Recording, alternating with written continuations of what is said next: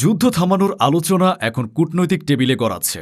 Donald Trump বারবার যুদ্ধবিরতির আহ্বান জানালেও ইরান থামার কোনো ইঙ্গিত দিচ্ছে না, বরং নতুন নতুন শর্ত তুলে আলোচনাকে আরও জটিল করে তুলছে তেহরান।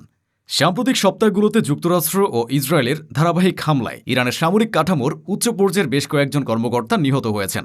গুরুত্বপূর্ণ স্থাপনাগুলো ক্ষতিগ্রস্ত হয়েছে, প্রতিরক্ষা ব্যবস্থাও পড়েছে বড় চাপে।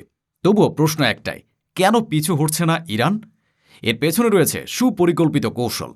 বিশ্লেষকদের মতে বর্তমান পরিস্থিতিতে ইরানের শাসন ব্যবস্থা নিজেদের অস্তিত্ব রক্ষার লড়াইয়ে নেমেছে। দীর্ঘদিনের নিষেধাজ্ঞা, অভ্যন্তরীণ চাপ এবং আন্তর্জাতিক চাপের মধ্যেই এই সংঘাত তাদের জন্য একদিকে ঝুঁকি, অন্যদিকে সুযোগ তৈরি করেছে। ইরান ভালো করে জানে, সংঘাত যত দীর্ঘায়িত হবে ততই বাড়বে আঞ্চলিক অস্থিরতা, জ্বালানি বাজারে চাপ তৈরি হবে, আর সেই সঙ্গে যুক্তরাষ্ট্র ও তার মিত্রদের সামরিক ও অর্থনৈতিক ব্যয়ও বেড়ে যাবে। এই বাস্তবতাকেই কৌশলগতভাবে নিজেদের পক্ষে নিতে চাইছে তেহরান। ইরানের পার্লামেন্ট স্পিকার মুহাম্মদ বাগের গালিবাফ স্পষ্টভাবে জানিয়েছেন, এমন কোনো যুদ্ধবিরতি গ্রহণযোগ্য নয় যা ভবিষ্যতে নতুন করে সংঘাতের ঝুঁকি রেখে যায়। একইভাবে পররাষ্ট্রমন্ত্রী আব্বাস আরাকচি বলেছেন, যুদ্ধ শেষে হরমুজ প্রণালী ঘিরে নতুন নীতিমালা তৈরি করতে হবে, যেখানে ইরানের স্বার্থ অগ্রাধিকার পাবে। বিশ্লেষকদের ধারণা, ইরান বিদেশে জব্দ হওয়া সম্পদ ফেরত পাওয়া এবং হরমুজ প্রণালী ব্যবহারে শুল্ক আরোপের মতো কঠিন শর্ত সামনে আনতে পারে।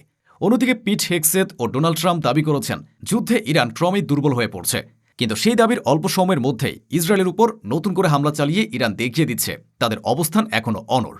সবশেষে বিশ্লেষকদের মতামত পরিষ্কার, ইরানের লক্ষ্য সরাসরি যুদ্ধ জেতা নয়, বরং এমন একটি পরিস্থিতি তৈরি করা যেখানে এই দীর্ঘ সংঘাতের ব্যয় প্রতিপক্ষের জন্য একসময় অসহনীয় হয়ে উঠবে। অর্থাৎ সামরিকভাবে এগিয়ে থাকলেও সে জয় যেন শেষ পর্যন্ত বোঝা হয়ে দাঁড়ায়, এই হিসাবেই এগোচ্ছে তেহরান।